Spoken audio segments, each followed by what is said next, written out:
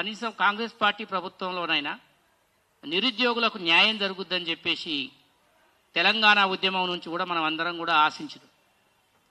Congress party ప్రభుత్వం వస్తే గత ప్రభుత్వంలో ఉన్నటువంటి తెలంగాణ పబ్లిక్ సర్వీస్ కమిషను కొంత మారుద్దని చెప్పేసి అనుకున్నాం. నిన్న గ్రూప్ 1 దాదాపుగా 21,093 మంది అభ్యర్థులు ఎగ్జామ్ రాస్తే 563 గ్రూప్ 1 పోస్టులకు వాళ్ళ భవిష్యత్తు మొత్తం కూడా ప్రశ్నార్థకరంగా మారింది. ముఖ్యంగా అందులో ఉండేటటువంటి తెలుగు మీడియం అభ్యర్థులకైతే చాలా నిరాశ మిగిలింది. వాళ్ళు చాలా నిరాశ నిస్పృహలతో ఉండి కొంతమంది పిల్లలు నా జీవితమే వ్యర్థమైందని చెప్పేసి బాధపడతా ఉన్నారు. ఈ గ్రూప్ 1 ఎగ్జామినేషను నిర్వహించిన తీరు కాంగ్రెస్ ప్రభుత్వం వచ్చిన తర్వాత నిన్న మొన్న మహేందర్ రెడ్డి గారి తర్వాత చైర్మన్గా బాధ్యత తీసుకున్నటువంటి బుర్రా వెంకటేశం గౌడ్ గారు మహేందర్ రెడ్డి గారి మీద అనేక ఆరోపణలు వచ్చినాయి. మహేందర్ రెడ్డి గారు అగ్రకులాల పిల్లలకు ముఖ్యంగా ఆయన సామాజిక వర్గానికి పెద్దపీట వేస్తుండని చెప్పేసి చాలా పెద్ద ఎత్తున ఆరోపణలు వచ్చిన తరుణంలో సీనియర్ ఐఏఎస్ ఉన్నటువంటి బుర్రా వెంకటేశం గారు ఆ తెలంగాణ పబ్లిక్ సర్వీస్ కమిషన్కు చైర్మన్గా బాధ్యతలు తీసుకోవడం జరిగింది. మేమందరం కూడా ఊహించినాం, చాలా senior IAS strict officer Burra Venkatesham Goud గారు ఉన్న తర్వాత ఎవరికి అన్యాయం జరగదు, చాలా బాగా జరుగుతుంది. కానీ ఈరోజు గ్రూప్ 1 నోటిఫికేషన్ వచ్చిన తర్వాత నిన్న సాయంత్రం వచ్చింది. ఇప్పటి వరకు ఎంతోమంది పిల్లలు తలలు పట్టుకొని ఏడుస్తున్నారు. చాలామంది పిల్లలు సూసైడ్ చేసుకోవాలనేటటువంటి బాధలోకి వెళ్ళిపోయారు గ్రూప్ 1 వల్ల. తెలుగు మీడియం అభ్యర్థులపై ఎంత వివక్ష చూపించిందంటే ప్రభుత్వము, అసలు వీళ్ళు తెలుగు మీడియం చదువుకోవడమే వీళ్ళు చేసుకున్న పాపం అనేటట్టుగా తెలుగు మీడియం అభ్యర్థుల పైన ప్రభుత్వం పరీక్ష పేపర్ దిద్దే వాళ్ళు కానివ్వండి, ప్రభుత్వం కానివ్వండి, ఆ గ్రూప్ 1కు సంబంధించిన స్టడీ సెంటర్ల మాఫియా కానివ్వండి, వాళ్ళ మీద అంత వివక్ష చూపించింది అనేది మనకు స్పష్టంగా అర్థమవుతుంది. అనేక మంది ఇప్పుడు వాట్సాప్లో యూట్యూబుల్లో ఎన్నో వీడియోలు చేస్తున్నారు బాధతోటి. ఎంతో వాట్సాప్ యూనివర్సిటీలో వాళ్ళ బాధను పెడుతున్నారు. మిత్రులారా, చాలామంది పిల్లలు చాలా ఎనలిటికల్గా ఎగ్జామ్ రాశారు.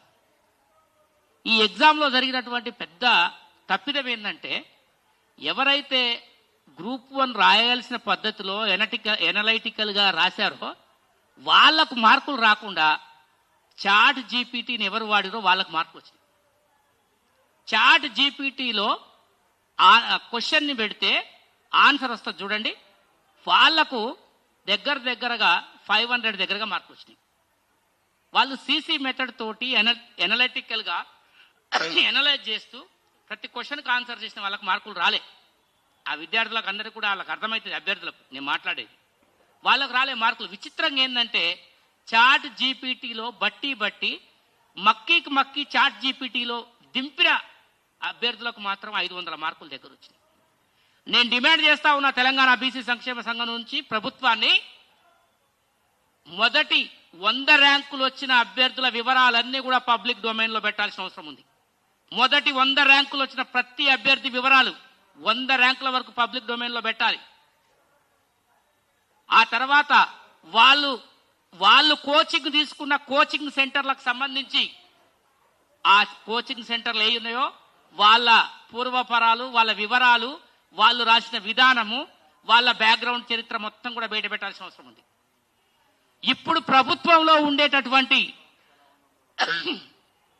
ఇప్పుడు ప్రభుత్వంలో అధికారంలో ఉండేటటువంటి ఎమ్మెల్యేల చుట్టాలు, మంత్రుల చుట్టాలు, ముఖ్యంగా టాప్ 100 ర్యాంకులు రెడ్లకు మాత్రమే వచ్చినాయి తెలంగాణలో. గుర్తుపెట్టుకోండి, ఇది ఎట్లా సాధ్యమవుతుంది?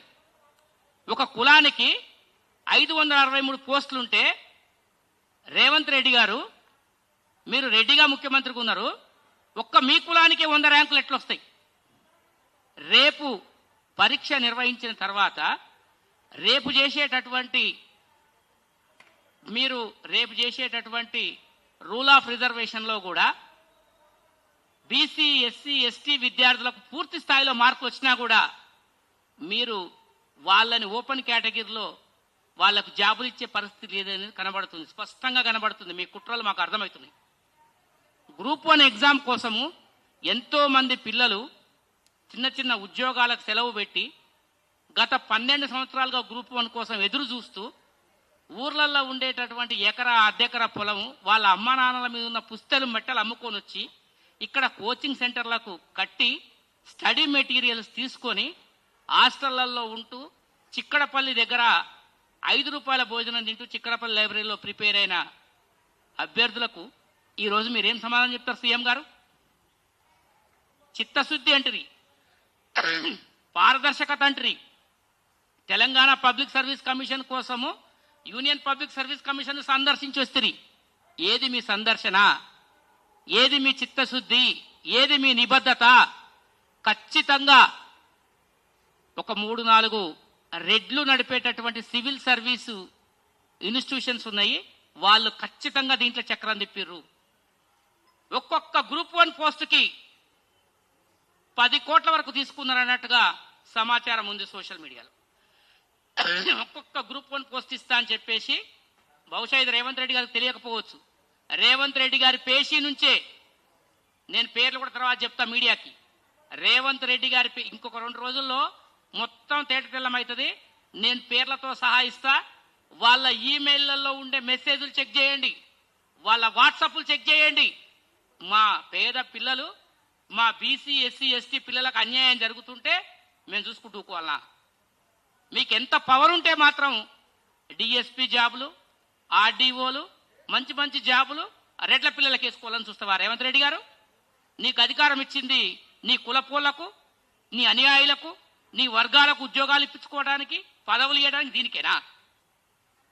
కాంగ్రెస్ ప్రభుత్వం రావాలని రాహుల్ గాంధీ గారు పాదయాత్ర చేస్తే బీసీల కోసం రాహుల్ గాంధీ గారు ఎంతో ఉన్నతంగా ఆలోచించి బీసీ సమాజాన్ని ముందుకు తీసుకుపోవాలని చెప్పి రాహుల్ గాంధీ గారు అంటుంటే మేమందరం బీసీ సంఘాలమందరం బీఆర్ఎస్కు వ్యతిరేకంగా ఎదురు నిలబడి పోరాటం చేసి ఈరోజు కాంగ్రెస్ పార్టీని అధికారంలో తీసుకొచ్చుకున్నాం. కానీ అధికారంలోకి తీసుకొచ్చుకోవడానికి ఓట్లేసింది మేము. ఓట్లేసిన మా పిల్లల గొంతులు నొక్కుతుంది మాత్రం రేవంత్ రెడ్డి మరియు రెడ్డి వర్గాలు టీం. నీకు అధికారం వచ్చిందని చెప్పి డిఎస్పీలు నీ కులపోలే ఉండాలి, ఆర్డీఓలు నీ కులపోలే ఉండాలి, ఇక రేపు ఏది వస్తే అది మంచి మంచి పోస్ట్ అని నీ కులపోలే ఉండాలి. అంటే క్రీమ్ మంచి మంచి ఆయాలు మొత్తం నువ్వు వేరక తినాలి. ఇంత దారుణమైన పరిస్థితి. చాలామంది పిల్లలు నిన్న మొన్న నాకు చాలామంది ఫోన్ చేశారు, అన్నా మేము చాలా చక్కటి అనలైజ్ చేస్తూ ఎగ్జామ్ రాసినాము, మాకు రాని మార్కులు చాట్ జీపీటీ వాళ్ళకు వచ్చినాయి. ఇప్పుడు ఇంకా ఆయన బయట పెడతలేడు. ఇది బీసీ కులాల లెక్కెట్టుందో, బీసీ కులాల లెక్కెట్టయితే తప్పుల తడక ఉందో, అక్రమాలు ఉన్నాయో, అగ్రకుల రిజర్వేషన్లను కాపాడుకోవడానికి గ్రూప్ 1 కూడా అదే తప్పుల తడక, అదే అక్రమాలు. ఇప్పుడు ఏం జరిగిందంటే బలహీన వర్గాలకు సంబంధించిన ఒక బీసీ సీనియర్ ఐఏఎస్ అధికారిని పెట్టి ఆయన భుజం మీద తుపాకీ పెట్టి మా బడుగు బలహీన వర్గాల జీవితాలని కాల్చింది ఈ రేవంత్ రెడ్డి, రెడ్డి ప్రభుత్వం, రెడ్డి అధికారులు, రెడ్డి మంత్రులు, అగ్రకుల మంత్రులు. ఇంత దారుణమైన పరిస్థితి తెలంగాణలో వస్తుందని చెప్పేసి మేము ఎప్పుడూ ఊహించలేదు. చాలా దారుణమైన పరిస్థితి. దీన్ని తీవ్రంగా ఖండిస్తున్నాము. గ్రూప్ 1 అభ్యర్థులు, ఆయన ఏమన్నాడు, గ్రూప్ 1 అభ్యర్థులు మొత్తం కూడా రీకౌంటింగ్ పెట్టుకోవాలన్నాడు. ఎవరైనా పెట్టుకోదలుచుకుంటే రీకౌంటింగ్ కాదు, రీవాల్యుయేషన్ పెట్టాలని డిమాండ్ చేస్తా ఉన్నాం. గ్రూప్ 1 అభ్యర్థి ఎవరైనా నా ఎగ్జామ్ పేపర్ రీవాల్యుయేషన్ పెట్టమంటే రీవాల్యుయేషన్ పెట్టి మొదటి నుంచి దిద్దాలి, ప్రతి పదాన్ని చూస్తూ దిద్దాలి. వాళ్ళకు ఖచ్చితంగా ఆ వాల్యుయేషన్లో సరైన మార్కులు వేయాలి, వాళ్లకు మళ్ళీ ఉద్యోగాలకు వచ్చేటట్టు చర్య తీసుకోవాలని చెప్పి మేము తెలంగాణ బీసీ సంక్షేమ సంఘంగా ప్రభుత్వాన్ని డిమాండ్ చేస్తా ఉన్నాం. ఈ కార్యక్రమంలో మిత్రుడు పాలడుగు శ్రీనివాస్ గారు, తెలంగాణ ఉద్యమంలో మొదటి నుంచి కూడా తెగించి కొట్లాడిన నాయకుడు, ఉస్మాన్ యూనివర్సిటీ జేఏసీ చైర్మన్, వారిని మాట్లాడాలని చెప్పి రిక్వెస్ట్ చేస్తాం. 9లో నిర్వహించిన గ్రూప్ 1 పోస్టుల మీదనే తెలంగాణ ఉద్యమం అనేది ఒక ఉవ్వెత్తున లేచింది. గ్రూప్ 1లో ఇంటర్వ్యూ విధానం ఉన్నదని, ఆ ఇంటర్వ్యూలో ఓన్లీ ఆంధ్ర ప్రాంతానికి సంబంధించిన వ్యక్తులకు మాత్రమే ఇంటర్వ్యూలో మార్కులు ఎక్కువ కలిపడం ఇలాంటి విధానాల పట్ల అప్పట్లో ఒక తెలంగాణ ఉద్యమంలో ప్రధాన ఎజెండాగా తీసుకొని గ్రూప్ 1 అభ్యర్థుల కోసం మేము ఒక ఉవ్వెత్తున ఉద్యమం చేసినాం ఆ రోజు. కాబట్టి ఆ రోజు నుంచి మొదలు పెట్టుకుంటే తెలంగాణ వచ్చిన తర్వాత 2014లో తెలంగాణ వచ్చిన తర్వాత అప్పటి నుంచి కూడా ఇప్పటి వరకు కూడా గ్రూప్ 1 ఎగ్జామ్ ఒక సక్రమంగా నిర్వహించలేకపోయింది. గత పాలకులు కూడా అట్టనే నిర్వహించలేకపోయారు, ఇప్పుడు కూడా అట్టనే నిర్వహించలేకపోయారు. 13 సంవత్సరాల నుంచి అశోక్ నగర్లోని ఇందాక నరేంద్రన్న చెప్పినట్టు అశోక్ నగర్లో పిల్లలు 5 రూపాయల భోజనం తీసుకొని తినుకుంటా చదువుకున్న సందర్భం అక్కడ అశోక్ నగర్ ప్రాంతంలో. కాబట్టి 13 సంవత్సరాల నుంచి ఈ గ్రూప్ 1 ఎగ్జామ్స్ మీద అనేక అవకతవకలు జరిగినాయి, అనేక విధాలుగా అవకతవకలు జరుగుతూనే ఉన్నాయి. నిత్యం గ్రూప్ 1 ఎగ్జామ్స్ టిఆర్ఎస్ ప్రభుత్వంలో 2 సార్లు కూడా క్యాన్సిల్ జరిగింది, రద్దు చేశారు. అదేవిధంగా కాంగ్రెస్ ప్రభుత్వం మొన్న ఉటావుటిన ఎగ్జామ్స్ గ్రూప్ 1 ఎగ్జామ్ నిర్వహించింది. ఆ నిర్వహించిన భాగంగా ఈ రోజు ఏమంటే 13 సంవత్సరాల నుంచి విద్యార్థులు గ్రూప్ 1 కోసం నిత్యం శ్రమించి చదివితే ఏదైతే బడుగు బలైన వర్గాల పిల్లలకు ఈ రోజు అన్యాయం జరిగింది. ఏ విధంగా అంటే ఆబ్జెక్ట్ టైప్ లో రాసిన ఆబ్జెక్ట్ టైప్ లో కాకుండా డిస్క్రిప్షన్ టైప్ లో గ్రూప్ 1 ఎగ్జామ్ రాస్తే డిస్క్రిప్షన్ లో తెలుగు మాధ్యమంలో రాసిన విద్యార్థులు, తెలుగు మాధ్యమంలో రాసిన అభ్యర్థులు తన యొక్క నాలెడ్జిని, తన యొక్క విధానాలను, సామాజిక అంశాలను, అదేవిధంగా గ్రూప్ 1లో ఉండే అదే డిస్క్రిప్షన్స్ ను ఏదో క్వశ్చన్ ఆధారంగా మాత్రమే దాంట్లో ఒక ఎనడీలుగా రాయగలిగారు. ఎందుకంటే ఒక స్పష్టంగా తెలుగులో ఉన్న స్పష్టత ఇంగ్లీష్లో ఉండదు. స్పష్టంగా ఒక సమాజంలో ఒక మార్పులకు అనుగుణంగా సమాజంలో మార్పులు ఏ విధంగా తీసుకురావాలి, ఒక గ్రూప్ 1 ఆఫీసర్గా ఎట్లా నిర్వహించాలి, బాధ్యత ఎట్లా నిర్వహించాలి, ఒక ఆఫీసర్గా పబ్లిక్ అడ్మినిస్ట్రేషన్ మీద ఎట్లా పట్టు ఉండాలి అనేది ఒక తెలుగు మాధ్యమంలో చదివిన ఒక అభ్యర్థికి ఈరోజు అన్యాయం జరిగింది. ఆ అన్యాయాన్ని మేము తీవ్రంగా వ్యతిరేకిస్తున్నాం. అదేవిధంగా ఒక డిస్క్రిప్షన్స్ లో ఖచ్చితంగా తెలుగు మాధ్యమంలో రాసిన ప్రతి అభ్యర్థి యొక్క పేపరు నరేంద్రన్ అన్నట్టు ఖచ్చితంగా వాల్యుయేషన్ చేయాలి, మళ్ళీ వాల్యుయేషన్ చేయాలి. చేయకపోతే కాంగ్రెస్ ప్రభుత్వానికి గత ప్రభుత్వాన్ని పట్టిన గతే ఖచ్చితంగా పడుతుంది.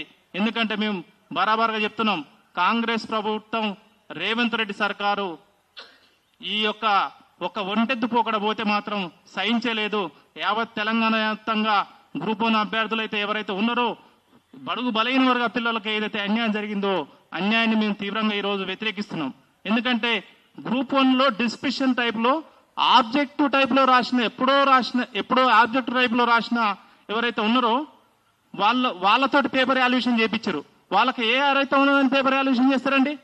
వాళ్ళకి అయితే ఏ ప్రమాణికం తోటి వీళ్ళను గ్రూప్ 1లో వీళ్ళ పేపర్ను వాల్యుయేషన్ చేస్తారు? తెలుగు మాధ్యమంలో రాసిన అభ్యర్థి తన స్పష్టంగా తెలుగులో తన అనలైటికల్ గా తన భావాన్ని వ్యక్తపరిచి రాస్తాడు.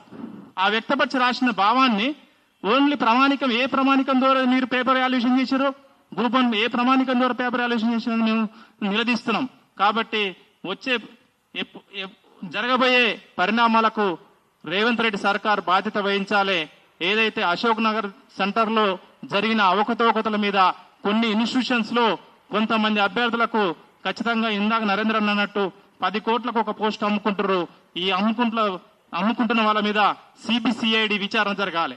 ఖచ్చితంగా జరగకపోతే మాత్రం తెలంగాణ వ్యాప్తంగా బీసీ సంఘాలతో పాటు యావత్ తెలంగాణలో ఉన్న విద్యార్థి సమాజం అంతా కూడా ఉవ్వెత్తున లేచి రేపు రేవంత్ రెడ్డి సర్కారు ఈ గ్రూప్ 1 ఫలితాలతోటే ఖచ్చితంగా మరియు వచ్చే 2009 ఎలక్షన్లో 2008 ఎలక్షన్లో ఖచ్చితంగా తర్వాత సమాధానం చెప్పవలసిన అవసరం ఏర్పడుతుందని మేము గుర్తు చేస్తున్నాం.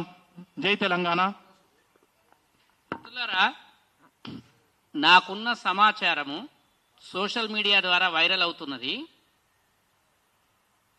అశోక్ నగర్లో విష్ణు సివిల్స్ అని చెప్పేసి ఒక ఆయన నడుపుతాడు civil service coaching centre.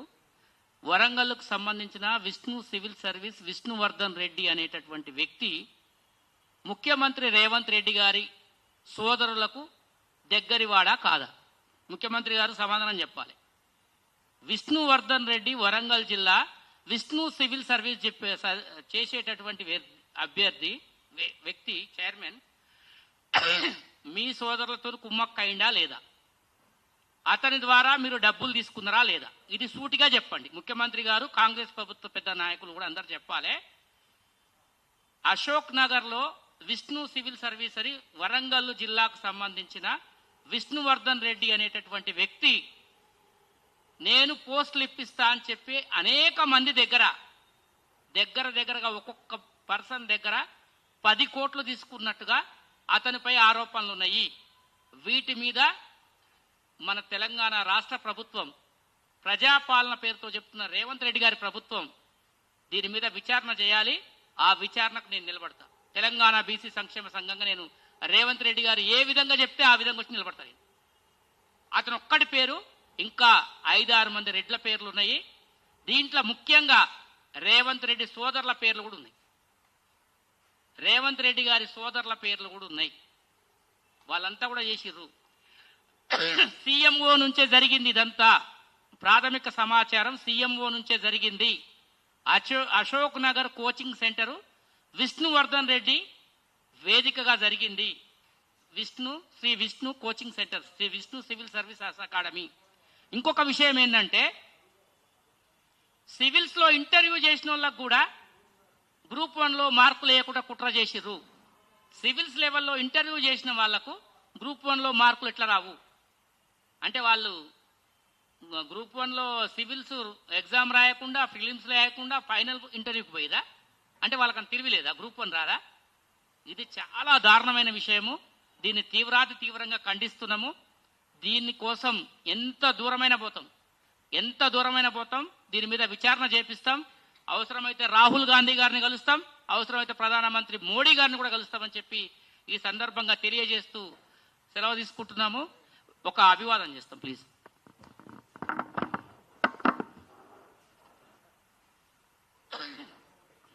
Group 1 paper valuation లో అవకతవకలపై న్యాయ విచారణ చేపించాలి. గ్రూప్ 1 వాల్యుయేషన్ లో పేపర్ అవకతవకలపై న్యాయ విచారణ. గ్రూప్ 1 అవకతవకలపై న్యాయ విచారణ. గ్రూప్ 1 అవకతవకలపై న్యాయ విచారణ. గ్రూప్ 1 అవకతవకలపై న్యాయ విచారణ. గ్రూప్ 1 రాసిన తెలుగు అభ్యర్థులకు న్యాయం.